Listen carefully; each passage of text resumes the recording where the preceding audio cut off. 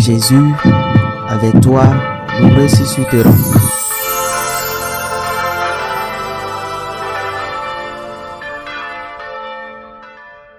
En ce temps-là, Jésus disait à ses disciples, « Si vous m'aimez, vous garderez mes commandements. Moi, je prierai le Père, et il vous donnera un autre défenseur qui sera pour toujours avec vous, l'Esprit de vérité, lui que le monde ne peut recevoir, car il ne le voit pas et ne le connaît pas. Vous, vous le connaissez, car il demeure auprès de vous, et il sera en vous. Je ne vous laisserai pas orphelins, je reviens vers vous. D'ici peu de temps, le monde ne me verra plus, mais vous, vous me verrez vivant et vous vivrez aussi. En ce jour-là, vous reconnaîtrez que je suis en mon Père, que vous êtes en moi et moi en vous. Celui qui reçoit mes commandements et les garde, c'est celui-là qui m'aime, et celui qui m'aime sera aimé de mon Père. Moi aussi, je l'aimerai et je me manifesterai à lui. Acclamons la parole de Dieu. Nous approchons déjà à la fin du temps pascal. Dimanche prochain, si Dieu le veut bien, nous célébrerons l'ascension du Seigneur, puis le dimanche suivant, le Pentecôte. Ce jour-là, s'achève le temps pascal. Alors, la première des choses que je veux aujourd'hui, c'est vous rappeler l'essentiel de notre foi, ce que nous célébrons durant le temps pascal. Le Christ est ressuscité. Il y a une vie éternelle. Je vous en supplie, ne doutez jamais de cela, s'il vous plaît. Il y a la vie éternelle. Le Christ est ressuscité. Nous sommes témoins de la résurrection et le monde a besoin de notre témoignage. Nous devons l'annoncer et l'annoncer avec conviction. Nous devons avoir des certitudes, non des doutes. Le monde a besoin d'entendre cela. Il a une vie éternelle. La mort n'est pas la fin, mais pour le dire, il faut le croire. Le Christ est ressuscité. Ceux qui l'ont vu, touché et entendu après sa résurrection ont donné leur vie pour en témoigner. Le Christ est ressuscité. Dimanche prochain, lors de l'Ascension, nous méditerons sur la mission qui nous reste à accomplir. C'est notre heure, mais notre heure consiste à proclamer cela. Le Christ est ressuscité. Nous sommes témoins de la résurrection. Nos proches qui sont morts, nos parents, nos sœurs, nos amis, nos frères, ils sont tous vivants. N'ayez aucun doute là-dessus. Lorsque viendra pour nous l'heure où seule la mort viendra nous prendre dans ses bras pour nous conduire vers le Dieu, notre Père, nous ne disparaîtrons pas pour toujours. Sans cela, notre foi n'a aucun sens. Saint Paul le dit, si le Christ n'est pas ressuscité, nous sommes les plus malheureux des hommes, mais le Christ est ressuscité. Il ajoute, je sais en qui j'ai mis ma confiance. À propos de cet évangile maintenant, 2 points essentiels. Le premier point, si vous m'aimez, vous garderez mes commandements. Oui, des commandements, des ordres. Dans le domaine moral, des commandements, ceux de Moïse, les 10 commandements. Et son commandement à lui, propre à lui, celui qu'il nous a laissé le jeudi saint au moment où il est sur le point de partir vers le jardin des Oliviers. Aimez-vous les uns les autres comme je vous ai aimé. Il est indispensable que nous dépassions ce complexe d'infériorité. Allons-nous vraiment avoir un complexe d'infériorité en regardant ce qui nous entoure?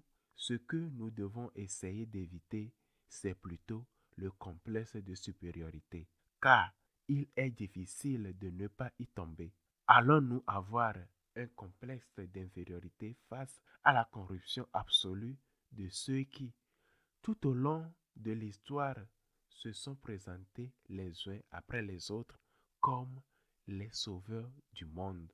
Et autrement dit, nous devons revendiquer les lois morales et ne pas avoir honte dans un monde qui l'idolâtre, l'anarchie morale et qui a effacé des consciences le sens du bien et du mal, le sens du péché. Dans ce monde-là, nous devons dire les lois morales nous sauvent.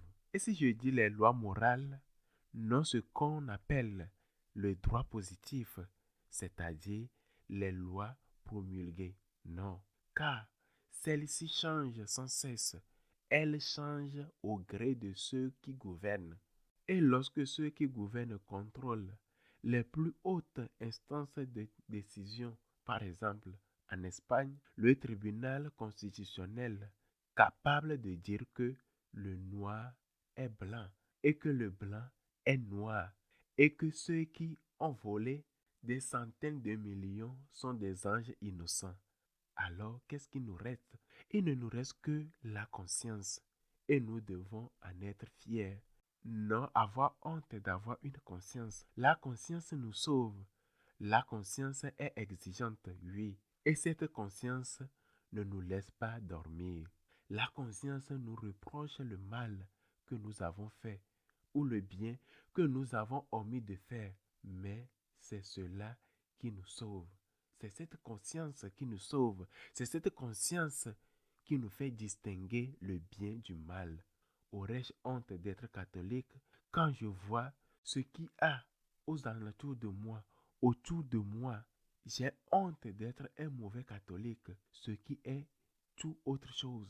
J'ai honte de ne pas aimer Dieu comme je le devrais, ce qui est différent, très différent, mais honte d'avoir des lois morales. Ce sont précisément ces lois morales qui me sauvent.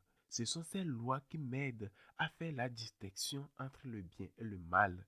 Nous ne pouvons pas continuer à avoir cet horrible complexe d'infériorité pendant que ceux qui se prétendent moralement supérieurs, cette soi-disant supérieure morale de la gauche, conseille de donner des coups de pied dans les portes. Ils vivent aujourd'hui dans de luxueuses villas. Ils disent qu'ils aident les pauvres, alors qu'en eux-mêmes sont corrompus à un niveau qu'on n'aurait jamais imaginé. Et moi, aurais-je un complexe d'infériorité? Oui, parce que je ne suis pas assez bon et je ne suis pas comme eux, mais à cause des normes morales que je possède, devrais-je avoir honte? L'éthique, la loi morale, les commandements nous sauvent. Ils nous sauvent. Nous sommes incapables de comprendre et incapables d'expliquer que le monde serait un choc total s'il n'existait pas, par exemple, les règles de circulation. Comment pourrions-nous circuler?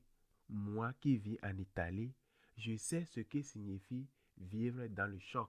Ce matin encore, en venant à l'aéroport, il y a eu un accident impliquant 3 véhicules juste 1 minute avant mon passage. Cela aurait pu me concerner. Nous sommes restés plus d'1 heure dans les embouteillages à cause de cet incident. Vivre en Italie, c'est savoir ce que signifie vivre dans un monde où les règles de circulation ne sont pas respectées. Nous ne devons pas avoir de complexe d'infériorité parce que nous avons des commandements. Ils nous sauvent. Ces commandements nous sauvent et la conscience nous sauve. Elle nous dérange. Elle nous reproche nos fautes. Elle est pénible. Nous voudrons l'éteindre, souffler la bougie, mais elle est en train de nous sauver. Les commandements nous sauvent. Notre conscience bien formée nous sauve. Il nous aide à faire la distinction entre le mal et le bien. Et tout ce qui se produit dans l'Évangile depuis ces dernières années est précisément une tentative d'en finir avec les lois morales. Ces jours-ci, en étudiant une des polémiques du XVIIe siècle entre les jésuites et les dominicains sur la relation entre le libre arbitre et la grâce de Dieu, j'ai découvert qu'un célèbre jésuite avait été surnommé l'agneau de Dieu qui enlève le péché du monde. Et pourquoi ce surnom? Parce qu'il disait que rien n'était péché, que le Seigneur était venu ici, semble-t-il, simplement se promener dans l'une de ses propriétés du vaste univers, et qu'il était mort crucifié pour du rien, parce que cela lui plaisait de recevoir des coups de fouet, parce qu'au fond, il n'y a pas de péché. N'aie pas honte d'avoir des lois morales. Aie honte de ne pas les respecter et demande pardon à Dieu. Mais n'aie pas honte de les avoir. La conscience te sauve. Et si tu veux aimer Jésus, écoute ce que dit aujourd'hui l'évangile de Saint Jean. Si vous m'aimez, vous garderez mes commandements. Et c'est cela qui nous sauve. Deuxième chose, deuxième enseignement, à la fin du test, celui qui accueille mes commandements et les garde, c'est celui-là qui m'aime. Répétition de ce qu'il avait dit auparavant. Celui qui m'aime sera aimé de mon Père. Moi aussi, je l'aimerai et je me manifesterai à lui. Je ne sais pas si vous avez lu Le Petit Prince, un livre merveilleux écrit par un athée, lorsqu'il dit « L'essentiel est invisible pour les yeux. On ne voit bien qu'avec le cœur. » Je ne sais pas si vous avez lu les pensées de Blaise Pascal lorsqu'il écrit « Le cœur a ses raisons que la raison ne connaît pas. » Mais il est possible que vous n'avez pas lu Anselme de Cantorbéry qui formula l'argument anselmien pour convaincre les athées de l'existence de Dieu et qui disait « Credo ut intelligam ».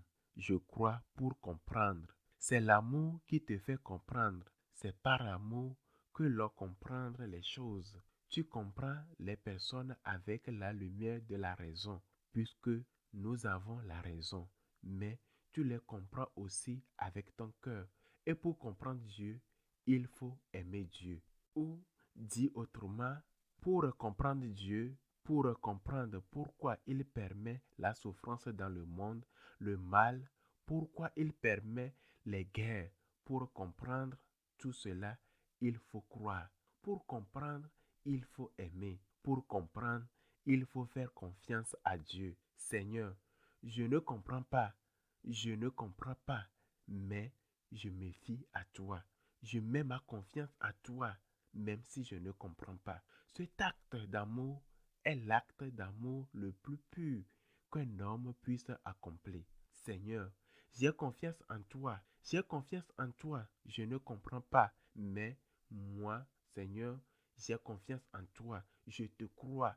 Tu es Dieu et moi, je suis une créature. Je suis ton créature. Je ne suis pas Dieu. Je crois pour comprendre. Tu m'expliqueras. Je te fais confiance.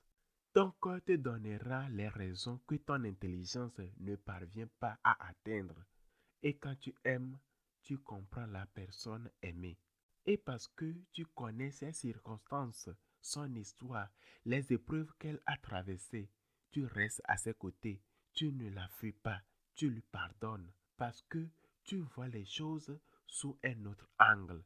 Tu la regardes avec les yeux d'une mère qui ne justifie pas le mal que fait son enfant, mais qui continue à l'aimer. Tu regardes cette personne avec les yeux de Dieu. Tu sais que son enfant bien-aimé fait le mal, mais qui garde toujours la main tendue pour qu'il puisse la saisir, se relever, demander pardon et se convertir. Apprendre à faire confiance à Dieu. Apprendre à accepter le mystère. Apprends à regarder les personnes comme Dieu les regarde, comme Dieu te regarde toi-même. Et tu verras que les choses changeront de perspective et que tu les verras autrement. Le Christ est ressuscité. Tu ne mourras pas. Tu auras l'impression de mourir, mais tu ne mourras pas. Le Christ est ressuscité. Sois fier d'être catholique. Sois fier d'avoir une conscience. Aie honte seulement de ne pas toujours suivre ce que cette conscience te dit.